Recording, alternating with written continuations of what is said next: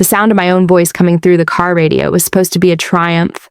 For 3 years, I dreamed of this moment. But as the first chords of Gilded Cage played on the national pop countdown, my stomach twisted into a cold, hard knot. I was parked outside a grocery store in Nashville, my knuckles white on the steering wheel. This was it. My song, my sound, everything I'd traded for. Then the host's smooth voice cut in. And that haunting track is shooting up the charts. The story behind it is getting some attention too. The artist, Chloe Miller, originally wrote it while dealing with a personal loss back in her hometown. A real heartbreaker. I hadn't told them about the loss. The label had just seen the lyrics and built a story. My phone, plugged into the console, began to vibrate, not with congratulations, but with a flood of text notifications. One name kept popping up on the screen. Mom. Then, Aunt Lisa. Then, Jenny from back home. I couldn't look. I just stared at the radio as if it were a snake. The final raw note of the song faded, and the DJ came back on, his tone shifting to something quieter, almost reverent. We've been getting calls all morning about that one. Listener Maya from Ohio just called to say she heard it on her way to hospice to see her father, and it made her pull over and weep. She said it felt like the song knew her pain. A sob hit my throat, sharp and sudden. It wasn't a triumph. It was a theft. I'd taken the most sacred, private ache of my life, and of the people I loved most, dressed it in a slick beat, and sold it. And now strangers were connecting to it, were broken by it.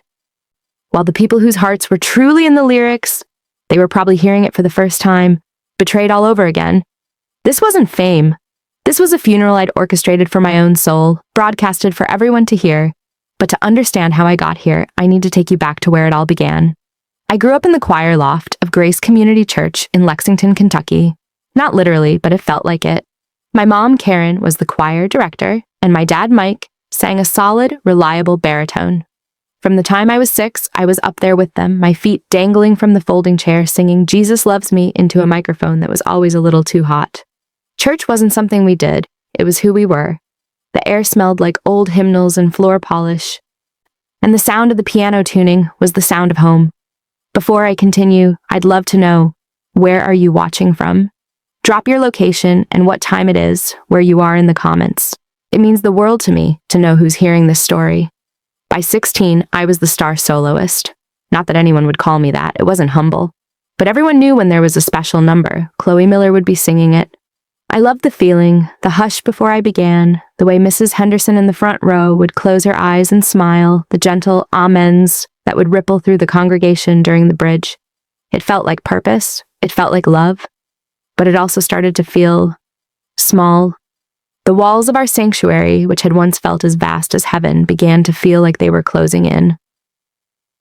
I'd watch music videos on my laptop in my bedroom after church, see the stadiums full of screaming fans, the artists with their own style, their own stories. I started writing my own songs in a spiral notebook I kept hidden under my mattress. They weren't like the hymns. They were about my doubts, my loneliness in a crowded youth group, the frustrating quiet ache of wanting something I couldn't name. I'd sneak into the empty church on Tuesday afternoons, sit at the old piano, and play them softly, the notes echoing in the empty space. It felt more honest than anything I sang on Sunday. The breaking point came my senior year. I was 18. A worship conference was coming to Louisville, and a scout from a Christian record label was going to be there holding auditions. My youth pastor, Greg, knew about it and suggested I try out. "With a voice like yours, Chloe, you could really minister to a lot of people," he said. My heart felt like a bird trying to escape its cage. This was it, a real chance. I practiced for weeks. I chose a popular worship song, but I also secretly prepared one of my own, a song about seeking light in the darkness. I told myself it was still ministry, just a different stage. The night before the conference, I sat at the dinner table with my parents. Mom was talking about the upcoming Easter cantata. "I was thinking you could sing Via Dolorosa, honey. You do it so beautifully." I pushed my peas around my plate. "Actually, Mom, I might not be here for Easter. If the audition goes well tomorrow, they might want me to start recording pretty quick." The silence was immediate and heavy. Dad put his fork down. "Recording? Chloe? This is just an audition, and it's for worship ministry. That's a calling, not a record deal." "What's the difference?" I said, hearing the defiance in my own voice. "Why does the calling have to be inside this one building? Why can't it be bigger? Mom's face was pained.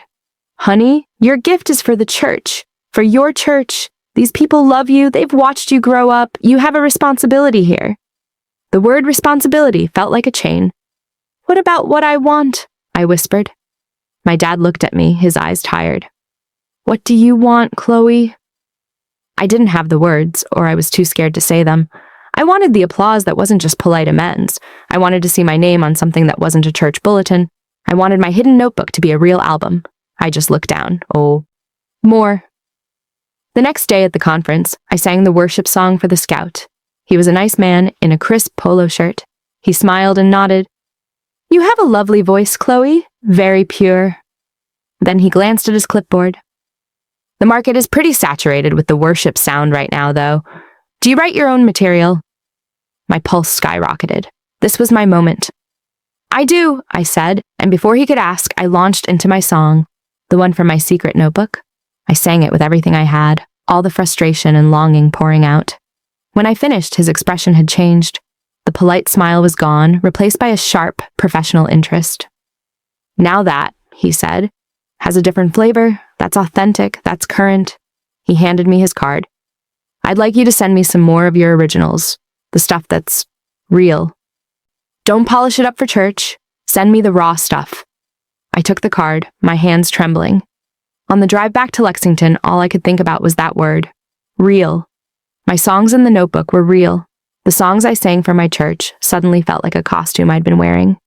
That Sunday, I stood in the choir loft as Mom directed us through the pre-service rehearsal.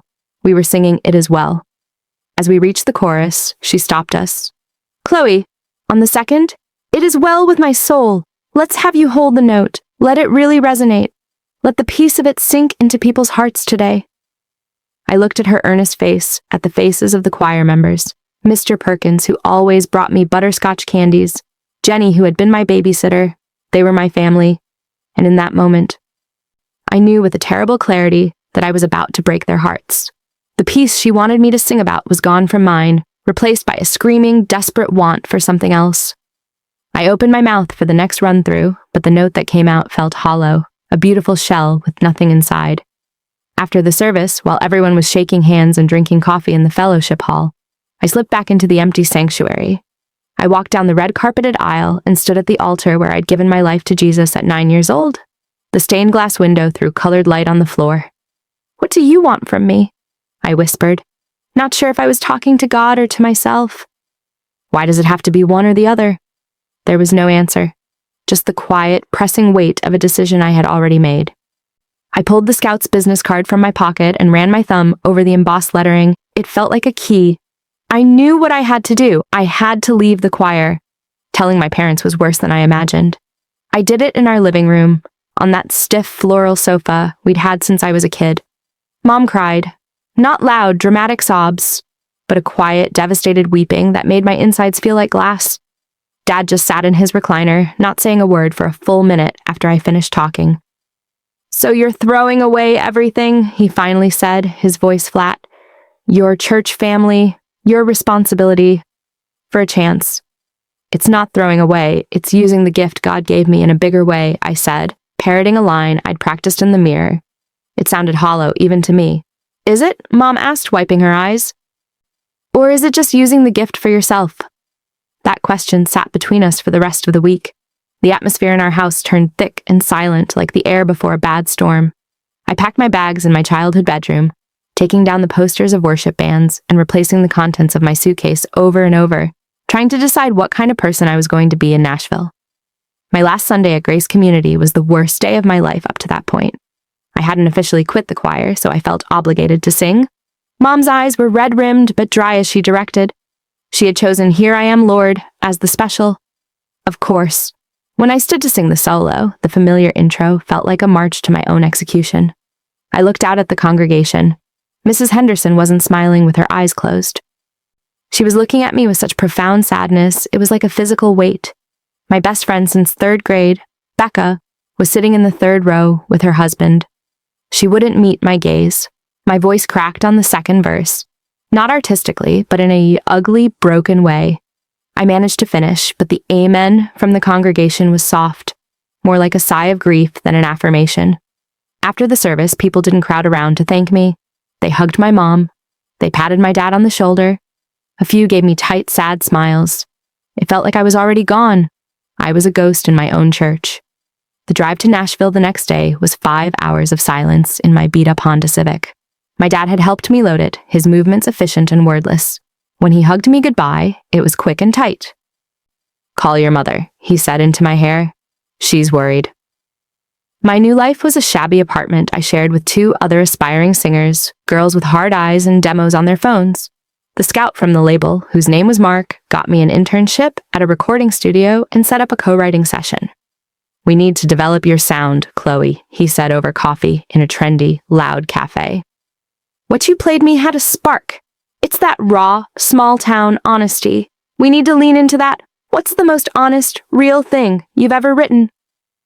I thought of the Spiral Notebook. There was one song I'd never played for anyone.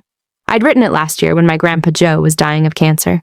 It was about sitting by his hospital bed, holding his hand, watching the slow rise and fall of his chest, and praying for peace, both for him and for myself. It was about the terrifying silence of God in that sterile room. I'd called it Dust and Breath.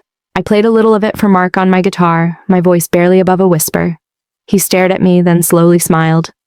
"That," he said. "That's the one. That's the feeling. Can you write more like that?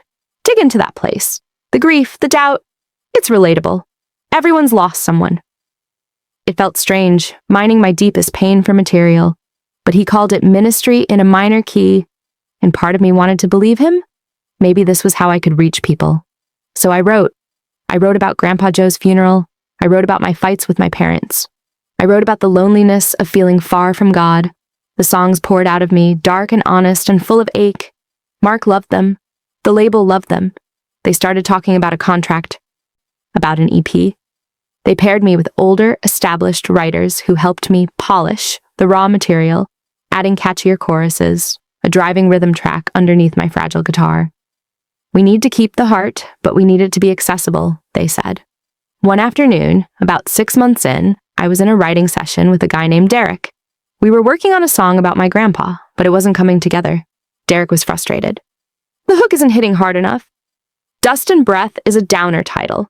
What's the central image? The cage." "The cage? Yeah. You felt trapped by the sadness, right? By the waiting. It was a gilded cage. Beautiful because you loved him, but still a prison." He started playing a chord progression that was moody but had a pulsing commercial beat. "What about Gilded Cage? We talk about the beautiful, painful trap of watching someone fade. It's stronger, it's got edge." It felt wrong. Grandpa's sick room wasn't a cage. It was a sacred, terrible space. But Derek was a professional. He'd had songs on the radio. I nodded slowly. "Okay, Gilded Cage. Let's try it." We rewrote the song that afternoon. My original quiet melody was buried under a haunting cinematic production. The lyrics became more general, less about my grandpa and more about any loss. It was still sad, maybe sadder in a way, but it was a different kind of sadness. It felt performative. When we recorded the demo, I sang it with everything I had, and everyone in the control room got chills. Mark clapped me on the back.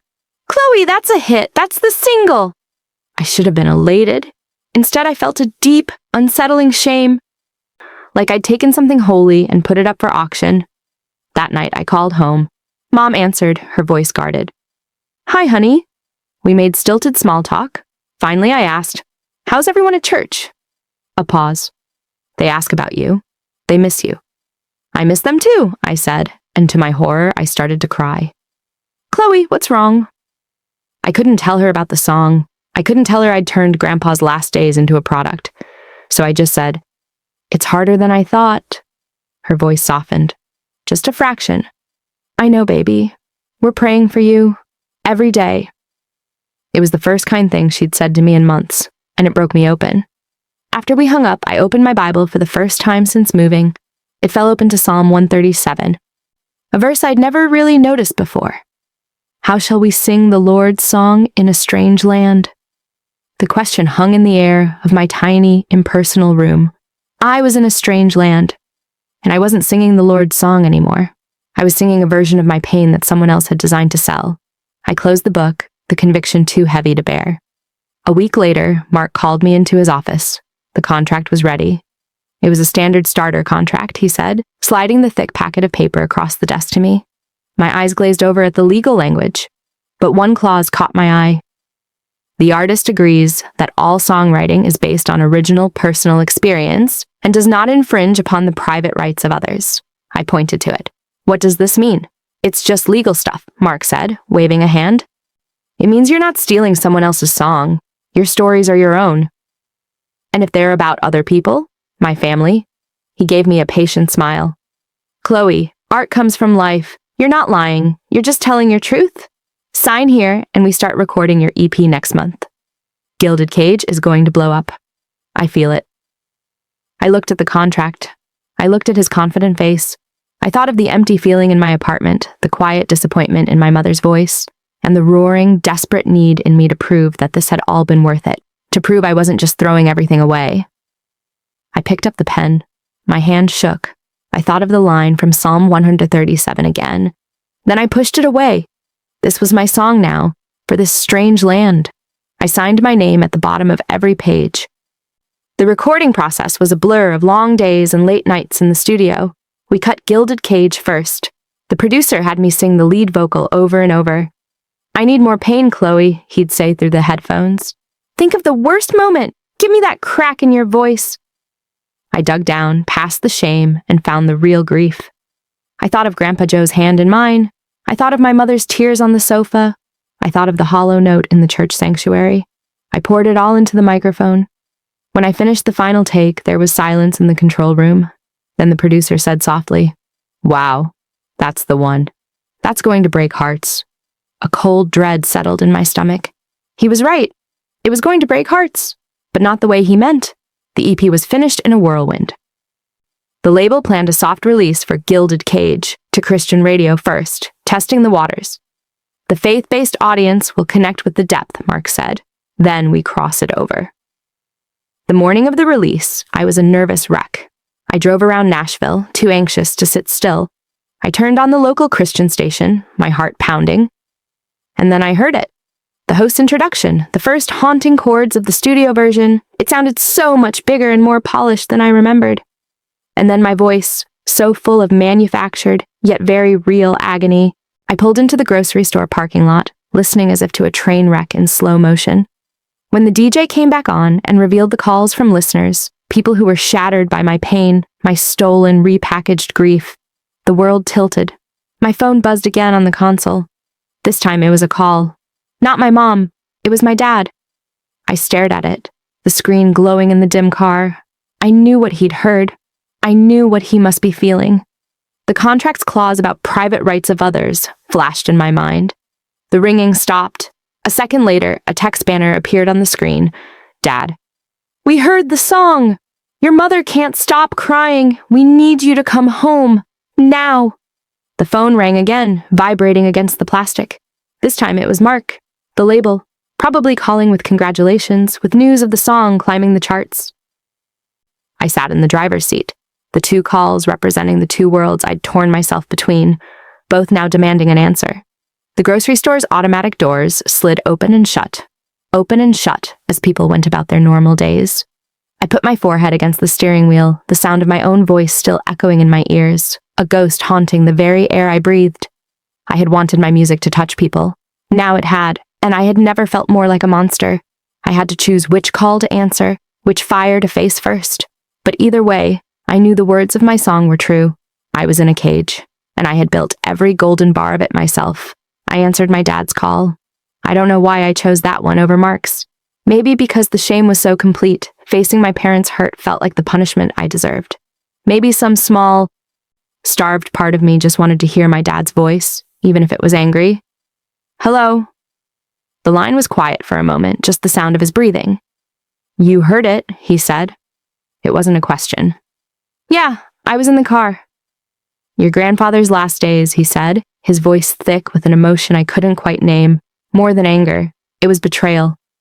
You turned that into a pop song for strangers. It's not exactly like that, Dad. It's about feeling trapped by grief. I know what it's about, he snapped, and I flinched. My dad rarely raised his voice. I was there. Your mother was there. That was our father, Chloe, our family's private pain. And you sold it. You signed a paper and sold it. He took a shuddering breath. The radio host said it was inspired by personal loss. Everyone here knows exactly what loss. Mrs. Henderson called your mother. She said it was beautiful and it broke her heart all over again. How do you think that makes us feel? Tears blurred the grocery store parking lot into smears of color. I didn't think anyone back home would hear it. It's just Christian radio here, it's niche.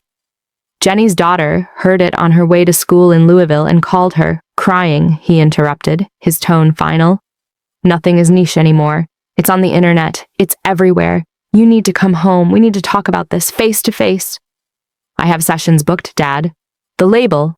I don't care about the label. The force in his voice startled me. Your mother is shattered. Come home, now. The line went dead. I sat there holding the silent phone. Mark's call had gone to voicemail. I listened to it. Chloe, heard it on the air.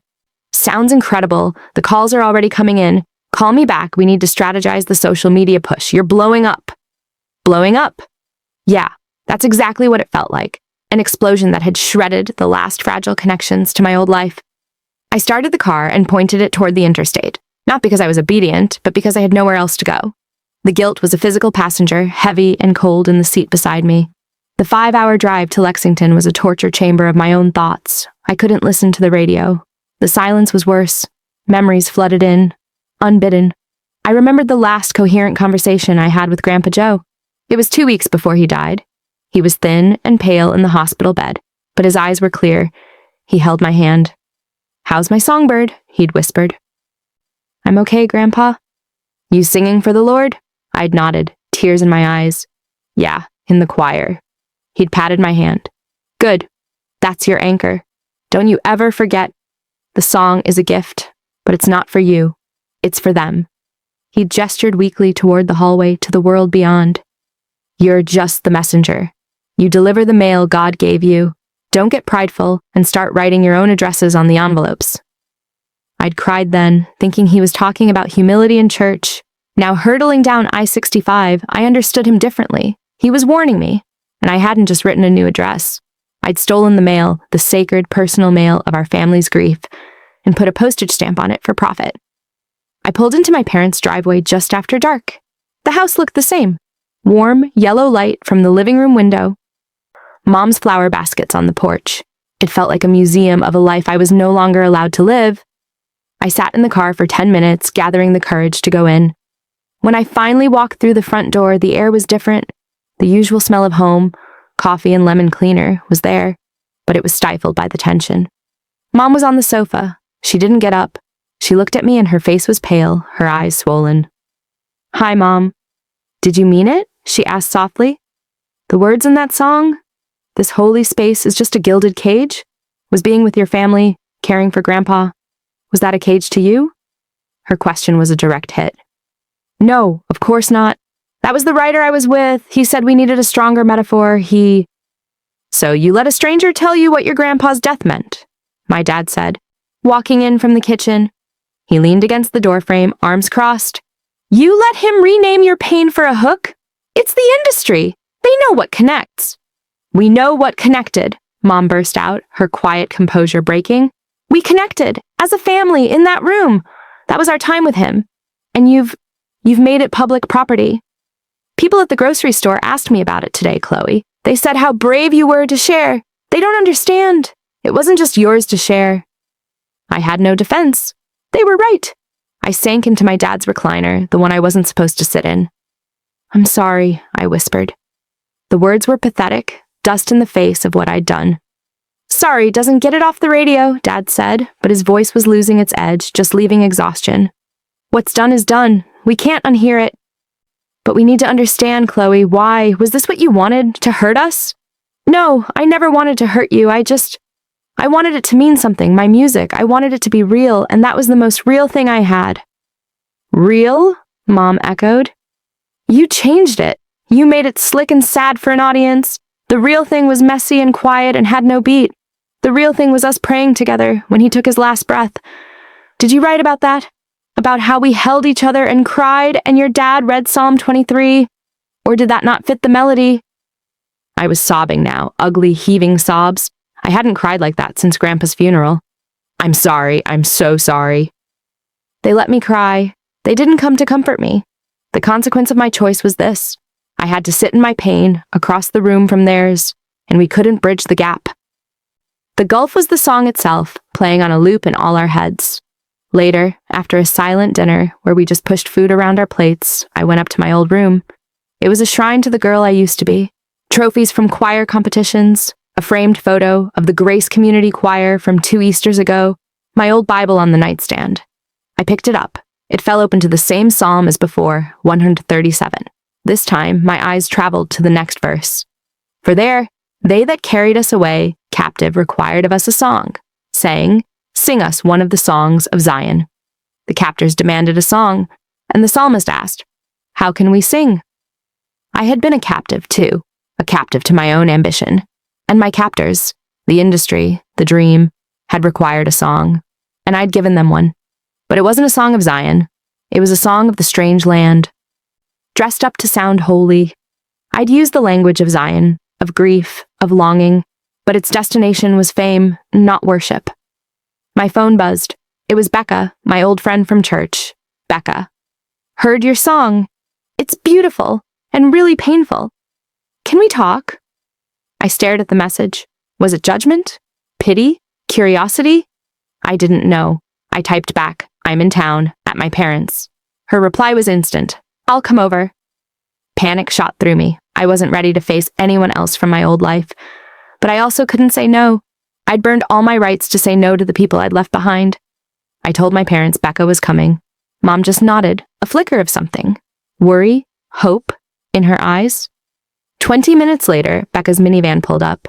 She got out, not with the careful hesitation of someone visiting a mourner, but with the purposeful stride of the friend who'd seen me through every crisis since the 6th grade.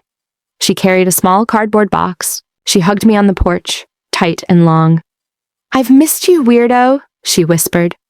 We went and sat on the swing in the backyard, the one my dad had hung from the big oak tree when we were kids. So, she said, Nashville. Yeah. The song is everywhere. Chloe, the moms at preschool are talking about it. I winced. I bet. It's okay, she said, nudging me with her shoulder.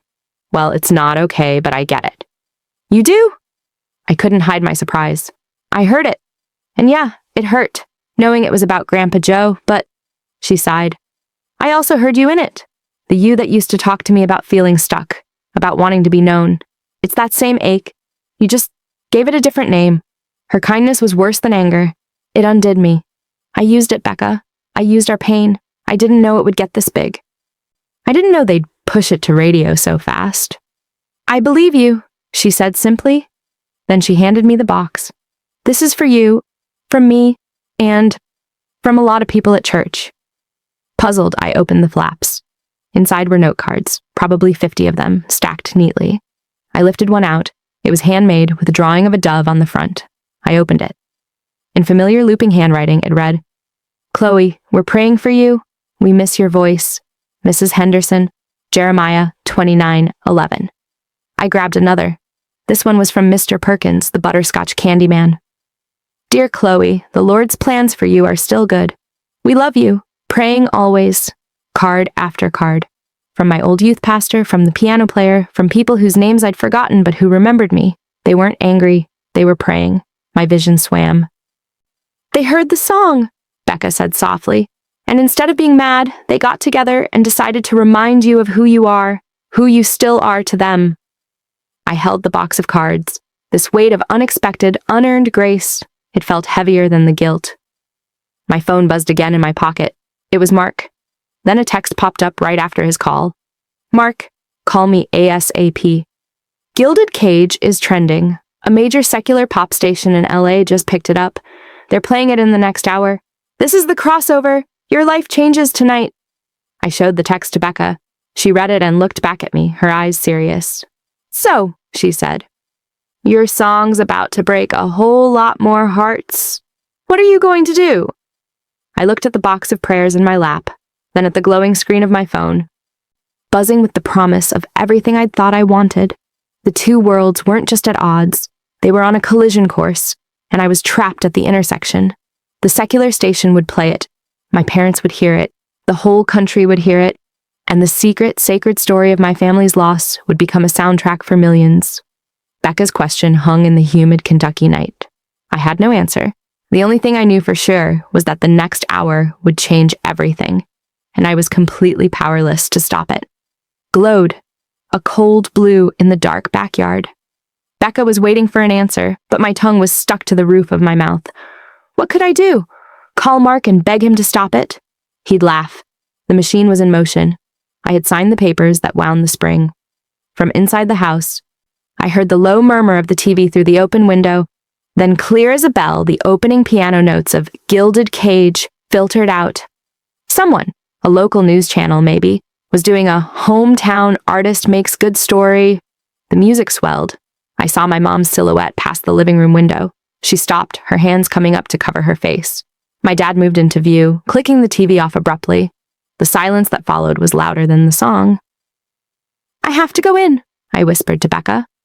She hugged me again, tight. The box, she said, nodding to the prayers in my lap. Remember, you're not alone in this. She left me there on the swing, the chains creaking a lonely tune. I walked back into the house like a prisoner approaching the bench. My parents were standing in the middle of the living room, the dark TV screen reflecting them back like a grim mirror. That was the local news, Dad said, his voice eerily calm. They did a 60-second spot. Lexington's own Chloe Miller hits the big time with a moving tribute. They used a photo of your grandpa from the church directory. Mom made a small, wounded sound. They didn't ask us. They just took it. The violation was complete. The private memory was now public domain, complete with a soundtrack. I set the box of prayer cards on the coffee table. These are from people at church. For me. My mom looked at the box, then at me. The anger in her eyes was finally softening into something worse. A grief so deep it had no bottom. They're better people than I am right now, she said quietly. She walked over, picked up a card from the top, read it, and began to cry again. This time with a hand over her mouth to stifle the sobs. She walked upstairs without another word. My dad and I stood in the quiet. I don't know how to fix this, I said, the words barely audible. You can't, he said. He wasn't being cruel, just factual. Some things, once they're broken, can't be put back the way they were. You just learn to live with the cracks. He ran a hand over his face. I'm going for a drive. I need to not be here. And just like that, I was alone in the house of my childhood, surrounded by the evidence of the person I used to be, drowning in the consequences of the person I'd become. I took the box of cards to my room. I read every single one. Each one was a knife and a balm. They remembered me. They were praying. They still saw a sweet girl and a talented servant. They didn't see the greedy, ambitious stranger I saw in the mirror. Their grace was a spotlight, showing how far I'd wandered. I fell into a fitful sleep around 2 a.m., still clutching a card from Jenny, my old babysitter. I woke up at 6 to the sound of my phone vibrating nonstop. Not calls, not texts, notifications, social media, email. My follower count was exploding. My inbox was full of interview requests from blogs I'd never heard of. A major music streaming service had put the song on a flagship playlist called Heartbreak Hits. I was viral. Downstairs, I found my mom at the kitchen table with a cup of tea, staring out at the backyard. The box of cards was open in front of her. You read them? I asked. Some. They love you so much, Chloe. I don't deserve it. No, she agreed softly, taking a sip of tea. You don't. That's what grace is. She finally looked at me. Your dad didn't come home last night. He's at his brother's. He needs space. The news felt like another body blow. I had broken my family in two. What do I do, Mom? She was quiet for a long time. I don't know what you should do, but I know what I have to do. I have to forgive you, because if I don't, the bitterness will eat me alive. And I can't lose my daughter and my father in the same year. A tear traced a path down her cheek. But forgiveness isn't a magic eraser. It doesn't make the hurt go away. It just means I'm not going to let the hurt be a wall between us anymore. The wall, you'll have to help me take that down, brick by brick. It was the most honest thing anyone had ever said to me. Forgiveness wasn't a feeling, it was a costly, deliberate choice. And she was choosing it, even while the wound was still fresh and bleeding. My phone rang. It was Mark. I showed it to my mom. You have to answer it, she said. This is the life you chose. You have to face it. I took the call, putting it on speaker so I wouldn't have to repeat the lies. Mark. Chloe, where have you been? This is insane. The streaming numbers are through the roof. The LA play got a huge response. We need you back here yesterday. We've got the morning show on Channel 5 wanting an interview today. They'll send a car to your parents' place. We need to strike while the iron is hot. I closed my eyes. Mark, I need a minute. This is really hard on my family. This is your moment, he said, his voice sharp with urgency. The song is connecting because it's real. People are feeling that. Don't get cold feet now. The story is perfect. Small town girl, personal tragedy, beautiful song. It's gold. Get your head in the game. The car will be there at 10 a.m. He hung up. My mom had heard it all. The story is perfect, she repeated dully. Is that what we are? A perfect story? I don't want to do the interview, I said, but it was weak. If you don't, she said, standing to put her cup in the sink, you'll always wonder if you should have. If you do, you'll have to live with what you say. But you're an adult, Chloe. You make your choices. We're just living in the fallout of them. She left the kitchen. At 9:55, a black SUV pulled up. I wore a simple dress, one my mom had bought me for a choir banquet a lifetime ago. I felt like a fraud putting it on. The interviewer was a bubbly woman named Stacy who asked me about my inspiration. I gave the approved, vague answer, the universal experience of loss and feeling trapped by grief. She ate it up. She asked about my faith journey. I said, it's a struggle sometimes, but I hold on. It was all true and all a complete lie by omission. The segment was fluffy and lasted 4 minutes.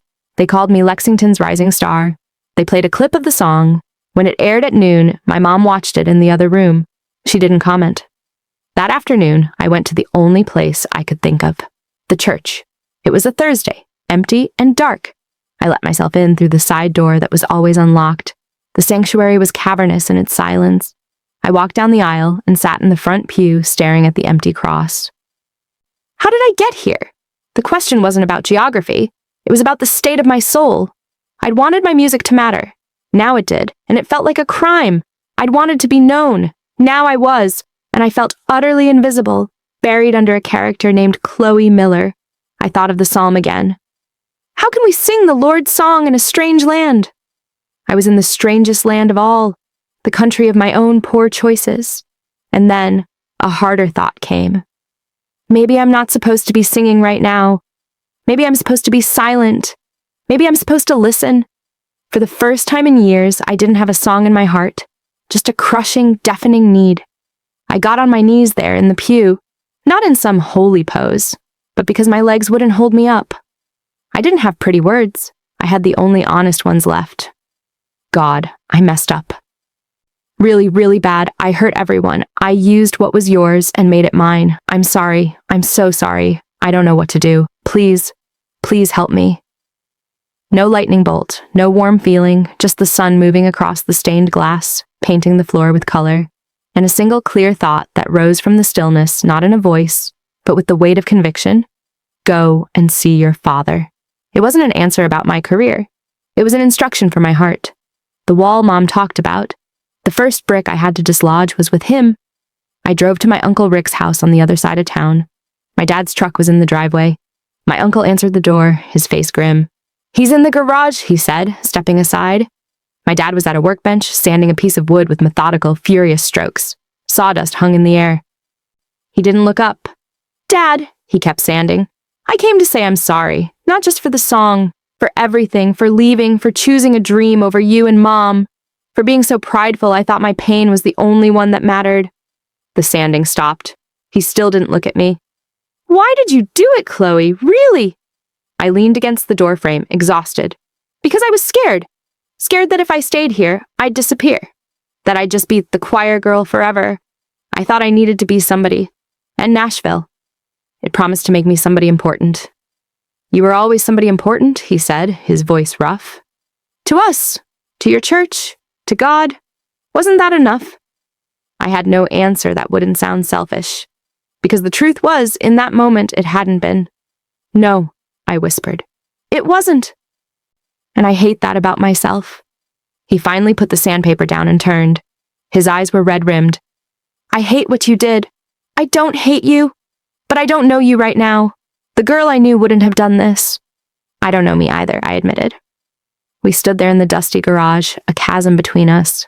Then he said, Your uncle and I are going fishing tomorrow at dawn, at the lake, your grandpa's spot. He paused, as if the next words were heavy stones he had to lift.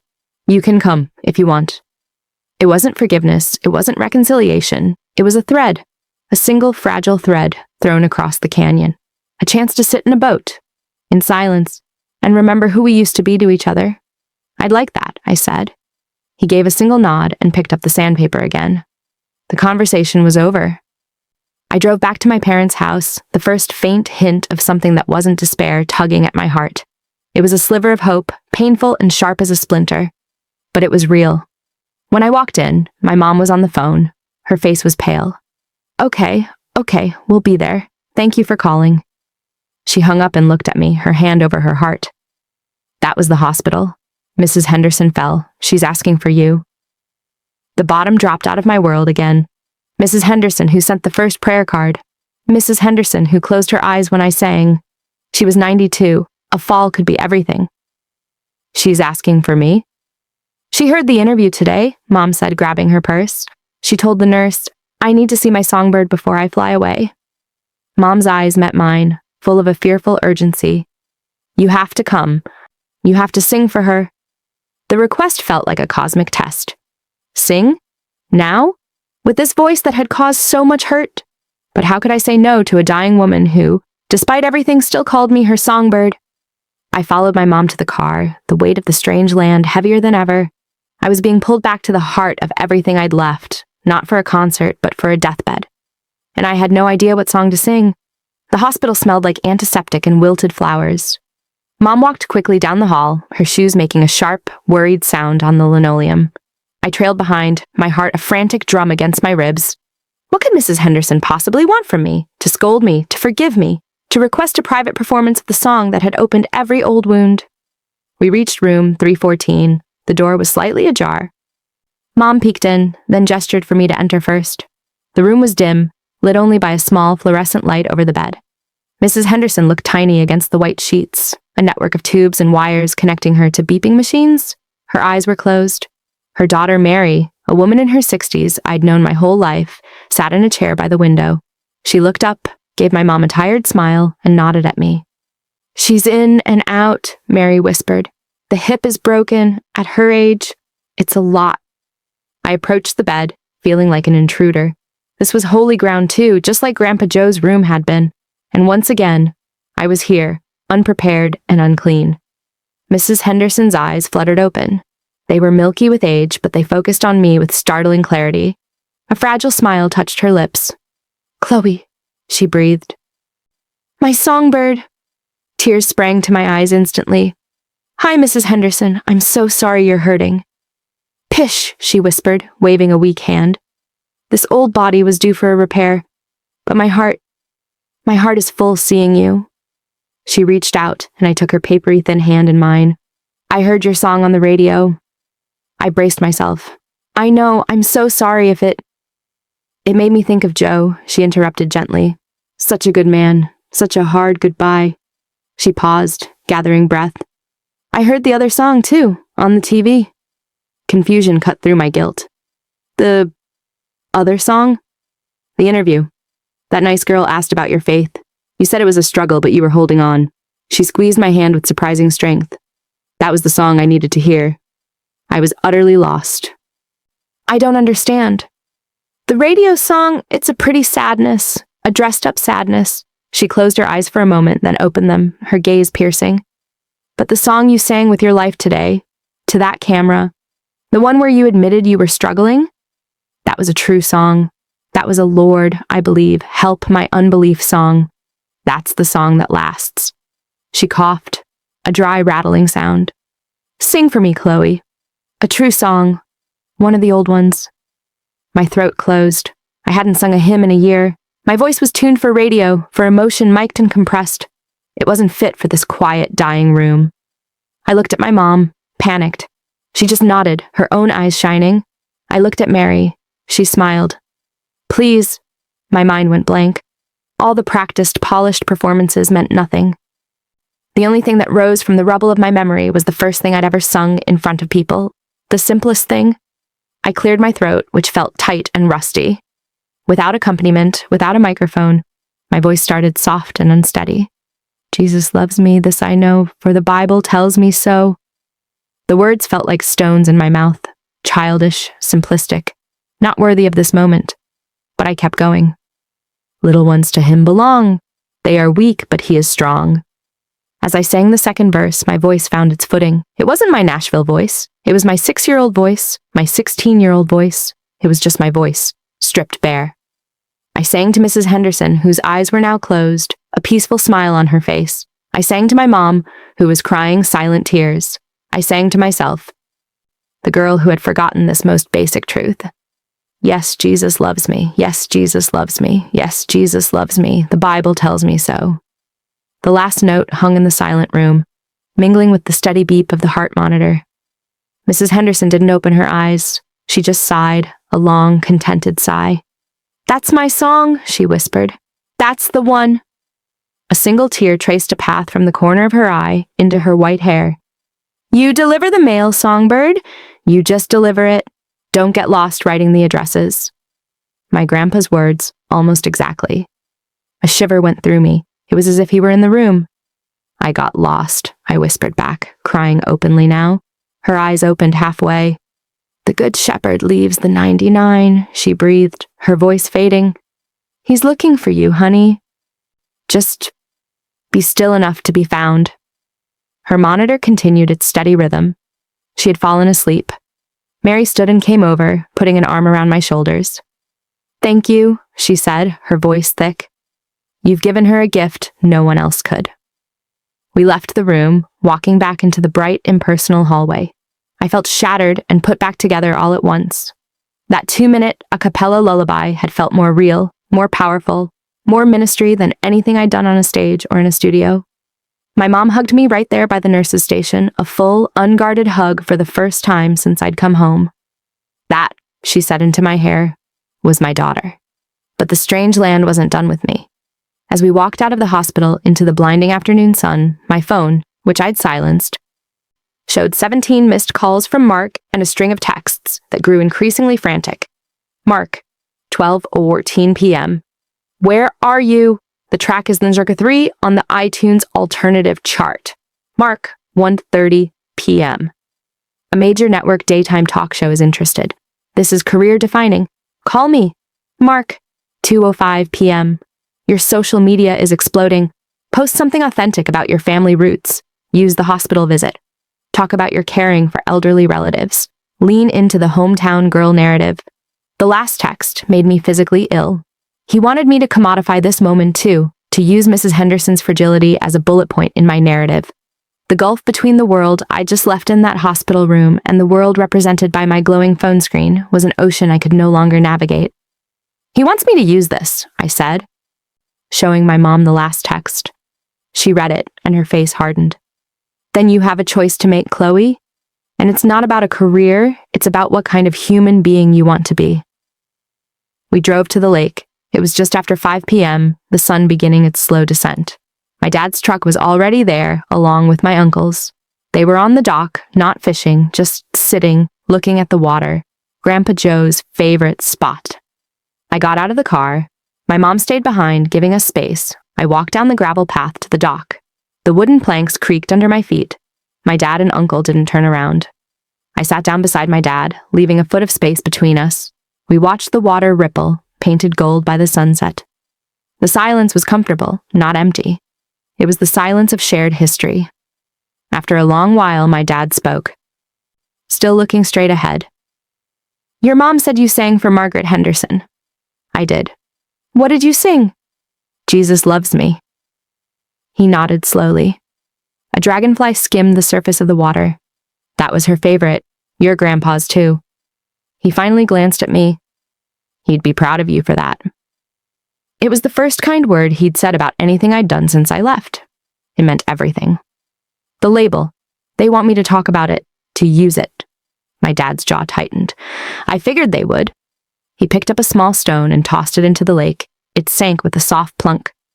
You know, when you were little and you'd sing in church, your grandpa would lean over to me and say, "Mike, that girl's got a gift from heaven.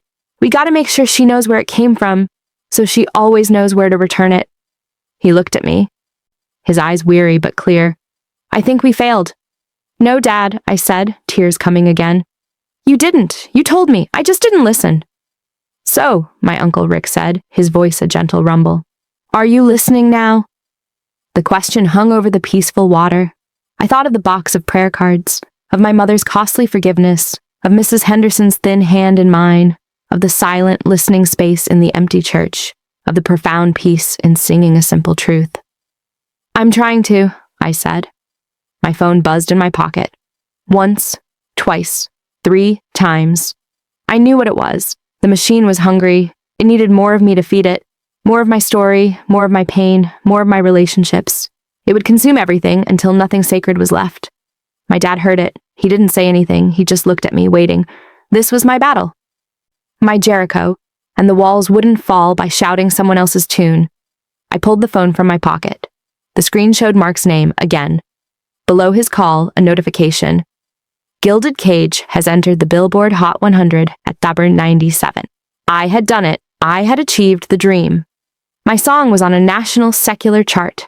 Every heart it broke was now a statistic, a point on a graph. This was the pinnacle, and it tasted like ashes. I held the phone in my hand, feeling its weight, its promise, its curse. I looked at the water, at the setting sun, at my dad's profile.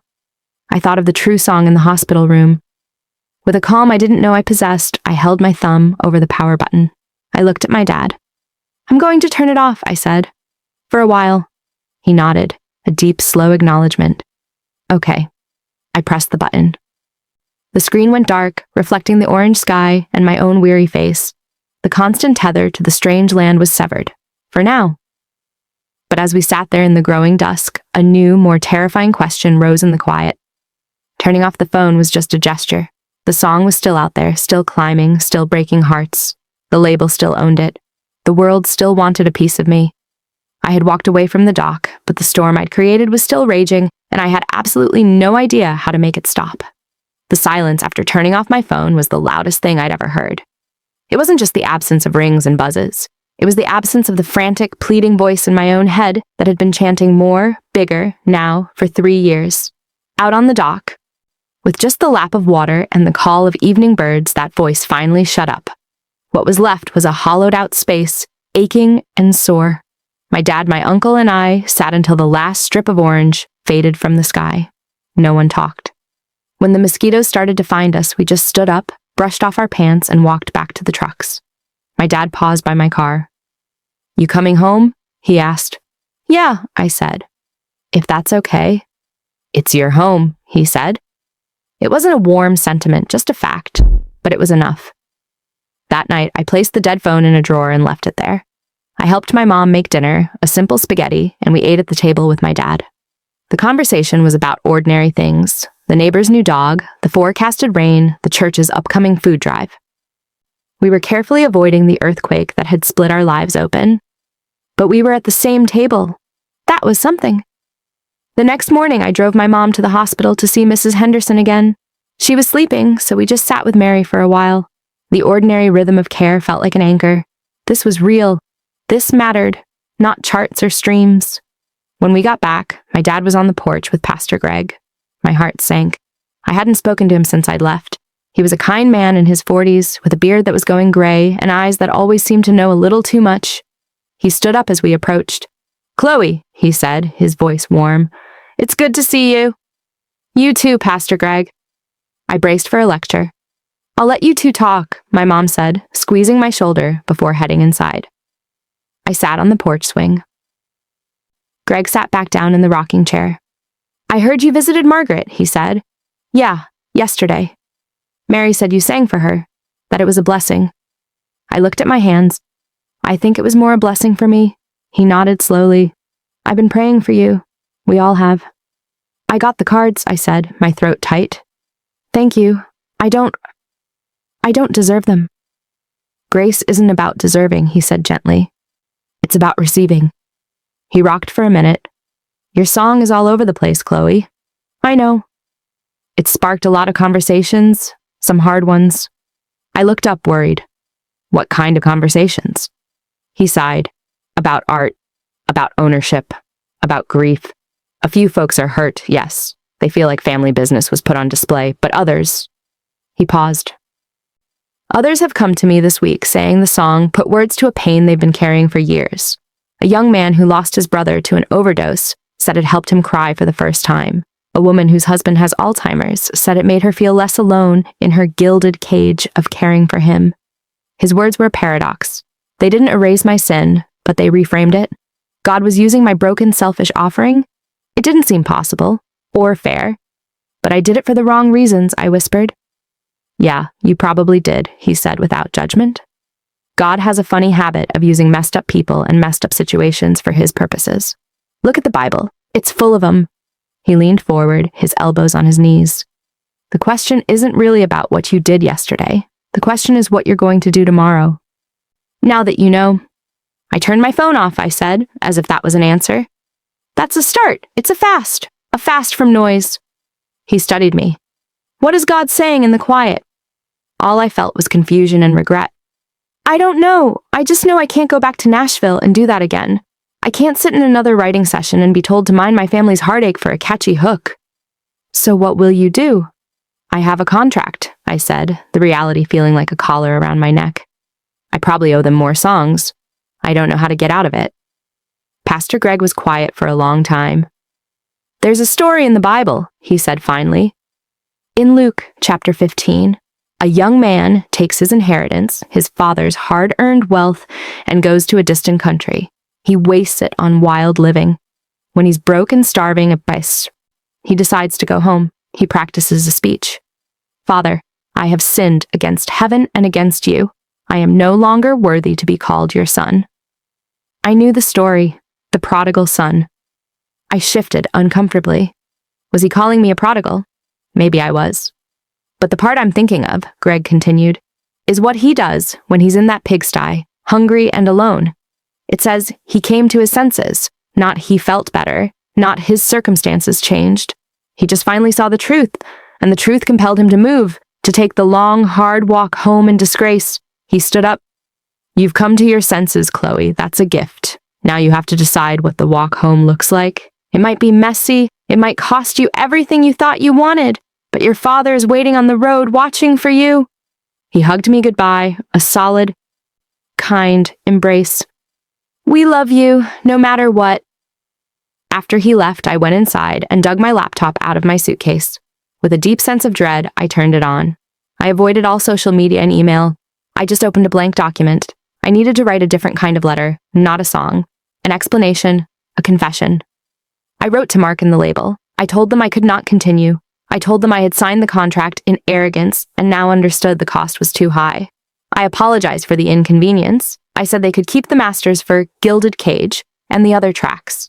I understood they owned them. But I would not write, record, or promote for them anymore. I offered to pay back my advance, though I had no idea how. I said I hoped they would release me from my contractual obligations. It was naive.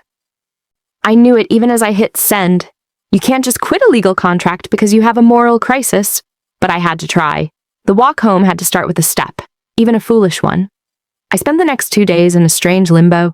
I helped my dad clean out the garage. I went with my mom to the grocery store, where a few people recognized me and said kind things about the song. I just said thank you, my smile feeling plastic. I visited Mrs. Henderson every day, reading psalms to her when she was awake. The ordinary acts were a salve. On the third day, I finally plugged in my dead phone. It took a minute to power up, and then it exploded with a symphony of notifications. Hundreds of them. I ignored them all and went straight to my email. There was a reply from Mark. The subject line was, "Urgent, call me." The body of the email was terse. Chloe, received your email. This is not how this works. You are in breach of contract. The legal and financial repercussions will be severe. We have invested heavily in you. Call me immediately to discuss damage control. The song is still climbing. This is career suicide. My hands went cold. Breach of contract. Legal repercussions. I'd known it intellectually, but seeing the words made it real. I could be sued for everything I had, which was nothing. I could be sued for future earnings. I might never be allowed to sing professionally again. I showed the email to my parents that evening. My dad read it, his face grim. "I can call a lawyer, I know," he said, "but it won't be cheap." "We don't have the money for a big legal fight," my mom said, worry etching lines on her forehead. "I got myself into this," I said. "I'll figure it out." But I had no idea how. The next morning, a Saturday, the doorbell rang. It was Becca. Her face was serious. "You need to come to church tomorrow," she said, without preamble. After the email, the last thing I wanted was to face a whole congregation. "Becca, I can't. It's too hard." "It's not about you," she said softly. "It's about them. They need to see you. And you need to be there. Trust me." Something in her tone made me agree. Sunday morning, I put on a simple dress and rode with my parents. Walking into Grace Community felt like walking into a furnace of judgment and grace. Heads turned. Whispers followed. But then Mrs. Perkins came right up and hugged me. "We're praying, sweetie," she said. Mr. Perkins pressed a butterscotch candy into my hand. We sat in our usual spot, but not in the choir loft. I was in the pews. The service proceeded normally. Then, during the announcement time, Pastor Greg stepped forward. "As you know, our Chloe is home for a while," he began. The room went still. "She's facing some difficult decisions about the path ahead. This morning, instead of my sermon, I feel led that we should simply gather around her and pray, not as spectators, but as family." Before I could process what was happening, Becca and my mom took my hands and guided me to the front. I stood before the church, facing the people I'd left, my knees trembling. Pastor Greg placed a hand on my shoulder. "Church, will you come?" And they did. Not everyone, but a line formed. They didn't give advice. They didn't mention the song. One by one, they laid hands on my shoulders, my arms, and prayed. Simple, earnest prayers. "Lord, give her wisdom. Father, surround her with your peace. Jesus, remind her how deep your love is. God, make a way where there seems to be no way." Tears streamed down my face. This was the true song, a symphony of whispered intercession. The weight of their hands felt like the weight of grace, heavy, real, and holding me up. For the first time, I wasn't carrying this alone. As the last person prayed and returned to their seat, Pastor Greg handed me a microphone. I hadn't expected this. I looked out at the sea of familiar faces, blurred by my tears. "I don't have a song," I said, my voice cracking over the sound system. "I just have. Thank you. And I'm so sorry for everything." From the back row, an elderly man's voice called out, "We know, honey. It's okay." Pastor Greg leaned in. "Would you lead us in one?" "Whatever you need to sing." The only thing that came to mind was the chorus we'd sung 1,000 times, a surrender. I nodded. I began, a cappella, my voice shaky. "I surrender all to thee, my blessed Savior. I surrender all." The congregation joined in, a tidal wave of voices lifting the simple hymn. It wasn't performance, it was prayer. We sang all the verses, and as we sang the final, "I surrender all," something in my spirit broke loose. A chain snap of pride. I meant it. The career, the fame, the validation, the fight with the label. I surrendered it. The outcome was God's problem now. After the service, as people filed out, hugging me and welcoming me home, the church secretary hurried over. "Chloe, there's a man on the phone for you. He says it's urgent. He's calling from Nashville." My blood ran cold. The label. They'd found me here. Of course they had. I walked to the office, my heart pounding. I picked up the receiver. "Hello? Chloe Miller." It was a man's voice, but not Mark's. Older, calmer. "Yes. My name is Robert Hill. I'm an entertainment lawyer. I got your contact from a friend at Grace Community. I understand you're in a contract dispute with your label." Yes. How did you? "I attend a church in Franklin," he said. "A pastor there knows your Pastor Greg. They were praying for your situation this morning, and my name came up. I do pro bono work for artists in morally complicated positions." I was stunned. Within an hour of my surrender, a lifeline had appeared. "I can't afford much," I stammered. "We'll discuss that later," he said. "But I've already looked at your standard form contract. It's predatory, but not uncommon. Their threat of a massive suit is a scare tactic. Given the positive publicity around your single and your clear moral stance, we might be able to negotiate a quiet release, especially if we frame it as an artist's religious conviction. They won't want a messy PR battle about exploiting a young woman's faith and family trauma. He spoke with a calm, strategic authority I didn't possess, a way where there was no way. Would you help me? I asked, my voice small. That's why I called, he said. Email me everything, we'll start Monday. I hung up the phone, leaning against the church office wall, utterly spent. A miracle. A quiet, practical miracle. It wasn't a guarantee of victory, but it was a guide for the walk home. I walked back out into the empty sanctuary. Sun streamed through the stained glass, painting the floor in colors. I sat in the front pew, alone. The fight was just beginning. The legal battle would be long. The debt might be huge. My reputation in the industry was probably ruined. But as I sat in the silent, sun-dappled space, a verse from Lamentations, one we'd sung as a choir long ago, drifted into my mind. The steadfast love of the Lord never ceases. His mercies never come to an end. They are new every morning. My tomorrow would be messy, but it would be a tomorrow where I was known, loved, and fought for, by my family, by my church, and by a God who used even the songs of a strange land to call his children home. I had no idea what the future held, but for the first time in years, I wasn't chasing it, I was waiting for it, and that felt like a kind of peace. Robert Hill, the lawyer from Nashville, was a soft-spoken man with a spine of steel. Over the next month, he became my lifeline to a world I was trying to escape. Our conversations were a crash course in a grace I didn't deserve, a professional offering his expertise, asking for nothing in return. Consider it an investment in kingdom work, he'd say when I stammered my thanks. The label fought, of course. Mark's emails shifted from furious to calculating. They offered a compromise. I could take a few months of personal leave and then return to record a follow-up EP. The implied threat was clear. Comply, or we'll bury you in lawsuits and debt. Robert was unmoved. They're bluffing, he told me over the phone one Tuesday afternoon. I was in my dad's home office, surrounded by his accounting ledgers. A tangible world of numbers and responsibility, so different from the glittering fog of Nashville. The court of public opinion is a powerful thing. A young woman from a strong faith community renouncing a lucrative deal on moral grounds. It's a PR nightmare they don't want.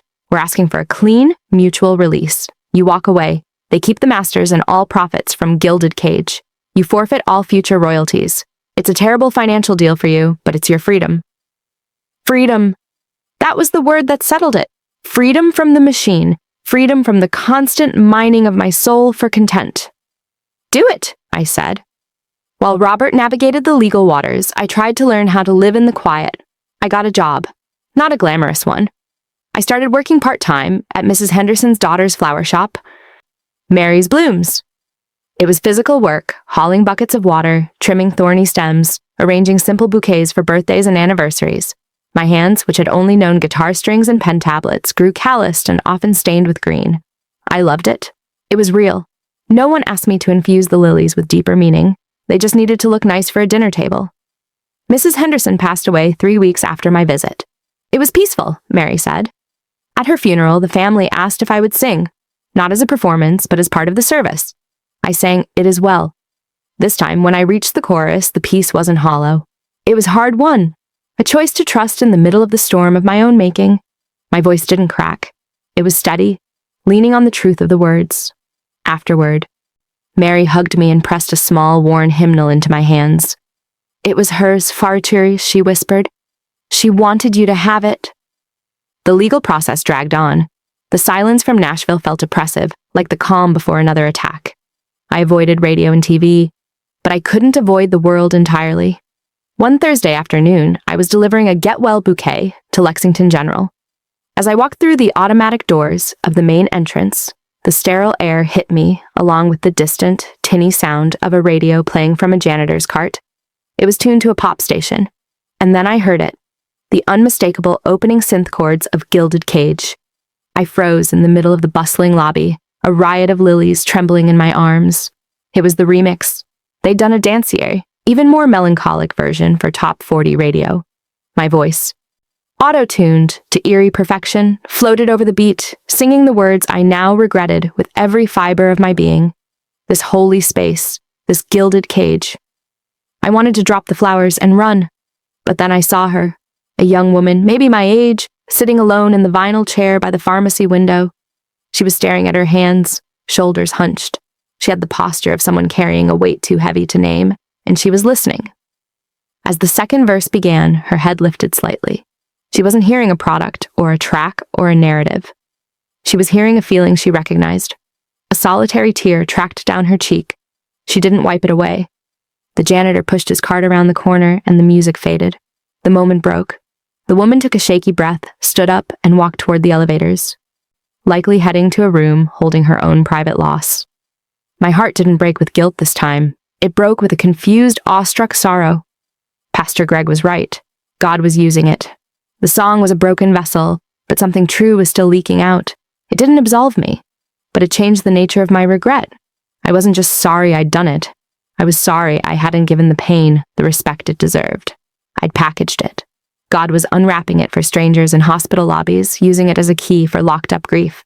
I delivered the flowers, my hands unsteady. When I got back to the shop, Mary took one look at my face.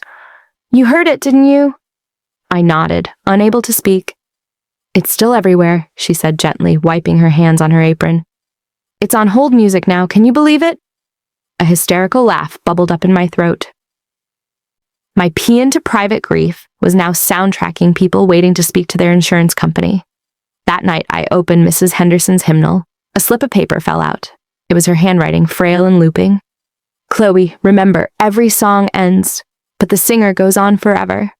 Love, M.H." I wept. Not the desperate sobs of before, but the clean, aching tears of someone beginning to understand. I was not the singer, I was a note, and I had been trying to write the whole symphony. The call from Robert came 2 days later. "It's done," he said, no small amount of triumph in his voice. "They've agreed to the mutual release. You're free. The terms are exactly as we discussed. You get nothing. They get everything, but you get your life back." The relief was so profound it felt like a new kind of gravity. I was untethered from the anchor of that contract. I was also bankrupt, professionally and financially.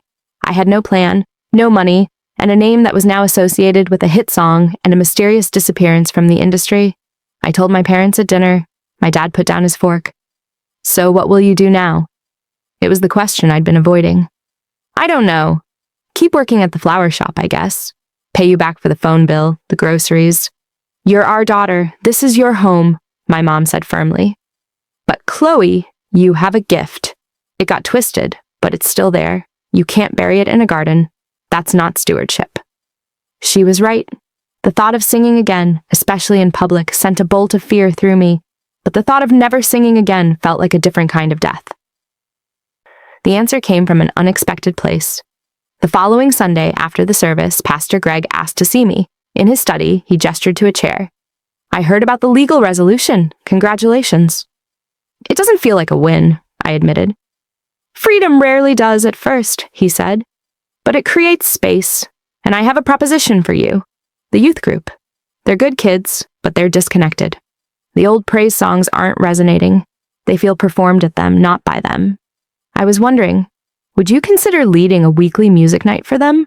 Not performing, just teaching them some guitar chords, maybe writing a simple song with them about their struggles, their faith. No pressure, no stage, just my old office with the carpet that smells like coffee." The offer was so small, so humble, it was perfect. It was the opposite of everything I'd chased. No spotlight, no chart, just a few kids in a smelly room. I'm not a good example," I said. "You're the perfect example," he corrected gently. "You've seen where the other road leads. They need that. They need someone who won't give them easy answers or shiny Christian cliches." I said yes. The first meeting was the following Wednesday. 5 teenagers showed up looking skeptical. I had my old acoustic guitar, the one with the sticker from a worship conference I'd gone to at 16. I didn't preach. I just said to us, "Hi, I'm Chloe. I used to sing here." Then I left and made some pretty big mistakes. Now I'm back. I like music. Tell me what you're listening to. It was awkward, but by the end of the hour, we'd figured out the 4 chords to a popular song on the radio. And one brave girl, Hannah, had confessed she wrote poetry in her journal about anxiety. I asked if she'd share a line. She did. It was raw and beautiful. I plucked a simple melody under her words. Her eyes went wide. That sounds like a song. It is, I said. It's yours. As I locked up the church that night, a deep, quiet satisfaction settled in me. It was the feeling of delivering the mail, addressed to someone else, for the first time in years. A few days later, a check arrived in the mail. Not from the label. It was from a Christian songwriting association I'd forgotten I was a member of. It was a small royalty payment from the original, pre-label version of Dust and Breath that I'd registered years ago on a whim. It was for 847 It wasn't fortune, it was manna. Exactly enough to pay back my parents for the months of my phone bill and groceries, with a little left over. I handed the check to my mom. She tried to refuse it. I told you don't owe us. I want to, I said. Please. It's the first clean money I've made from music in a long time. Let it be clean. She took it, her eyes shining. That evening, my dad gruffly suggested we go out for pizza to celebrate. It was the first normal, happy family outing we'd had since I'd returned. Sitting in the sticky booth, laughing as my dad got cheese on his chin, I felt a sense of belonging I hadn't known I'd lost. The walk home was long, and it wasn't over. I still had no career, no savings, and a famous song I wished I could disown. But I had a family. I had a church. I had a dusty office with 5 teenagers on Wednesday nights. And I had a new, terrifying idea. It had been whispering to me since the hospital lobby, since the youth group, since holding Mrs. Henderson's hymnal. It was an idea that required more courage than walking into a Nashville studio had ever taken. I needed to write one more song. Not for an album, not for a label, not for fame. I needed to write a song for the people whose hearts I broke first. A private song, a true song, an apology in melody. And I knew with a certainty that shook me that I had to sing it to them face to face. No microphone, no stage, just my voice and the wreckage I'd made. The peace of the moment in the pizza parlor shattered under the weight of that conviction. How do you look into the eyes of the people you betrayed and offer them a song? What if they refused to listen? What if my voice failed me? The check in my mom's purse felt like a ticket to a starting line. The finish line was a conversation I wasn't sure I was strong enough to have. But the melody was already forming, a quiet, pleading thing in the back of my heart, and it wouldn't let me go. The idea wouldn't leave me alone. It followed me through the rhythmic snip-snip of rose thorns at the flower shop, the quiet hum of the church office during youth group, and the safe silence of my childhood bedroom. It was a melody that started as a hum in my chest, a fragile sequence of notes that felt like an open hand, an upturned palm. It wasn't Gilded Cage, it was the opposite. It was an unraveling. I called it the soil because that's where I was, beneath everything, broken down, hoping something new could grow. The lyrics were simple. They didn't rhyme perfectly. One verse was for my grandpa, not about his dying, but about the smell of his pipe tobacco and the way he'd wink when I hit a high note in church. Another was for my parents. I took the seeds you gave me and planted them in distant ground. I forgot who tended the garden till no good thing could be found. The chorus was just a plea. Let this fallow ground. Remember how to feel the rain. Let what's broken down be where the new life begins again. I worked on it for 2 weeks, not in a studio, but in the old shed behind our house where my dad kept his tools. The only audience was a spider in the corner and the ghosts of my ambition. I practiced it until I could sing it without sobbing, but not without the ache showing in my voice. The ache was the point. The day I decided to sing it for my parents, my hands were ice cold. It was a Thursday night. Mom was grading papers at the kitchen table. Dad was reading the newspaper in the living room, the sports section, abandoned on his lap as he dozed. The ordinary domesticity of it was a stark contrast to the storm inside me. I got my guitar from the shed. I stood in the doorway between the 2 rooms, the instrument feeling like a shield and a surrender flag all at once. Mom, Dad? They both looked up. My mom saw the guitar and her pen stilled. My dad blinked awake, his gaze sharpening. I wrote something. For you. For Grandpa. For me. Can I play it for you? The silence in the house was absolute. The fridge stopped humming in that moment, it seemed. My dad slowly folded his newspaper. My mom closed her grade book. Okay, she said softly. I didn't move to the center of the room. I stayed in the doorway, rooted to the spot. I didn't introduce it. I just looked down, found the first soft chord, and began. My voice started shaky, thinner than I wanted. But as I sang the verse about Grandpa's wink, it steadied. I wasn't performing, I was remembering, I was confessing. When I sang the lines to them, I made myself look up. My mom's hand was over her mouth. My dad's eyes were glued to a worn spot on the carpet, his jaw working. The chorus was where my voice broke, not on a high note, but on the word rain. It cracked with a real, unplanned rasp. I kept going. The song was short, maybe 2 minutes. The last line, "Be where the new life begins," faded into the quiet strum of a final, unresolved chord that hung in the air, hoping for an answer. I let my hands fall from the guitar. I couldn't look at them. I stared at the guitar's sound hole, my vision blurring. The squeak of my dad's chair made me flinch. He stood up. He didn't come to me. He walked to the mantel and picked up a small, framed photo of my Grandpa Joe, standing in this very living room, holding baby me. He looked at it for a long time. "He would have loved that," my dad said, his voice gravelly. "The other song, he wouldn't have understood. But this, he'd understand." He put the photo back carefully, precisely. "It's a good song, Chloe." It was the first direct compliment he'd given anything I'd created since I'd left. It wasn't effusive. It was measured and true. It meant everything. My mom got up, came over, and put her hands on my shoulders. She didn't say anything for a minute. Then, "Play it again. Slower this time." So I did. And this time, when I sang, she hummed along on the chorus, finding a harmony below my melody, simple and low.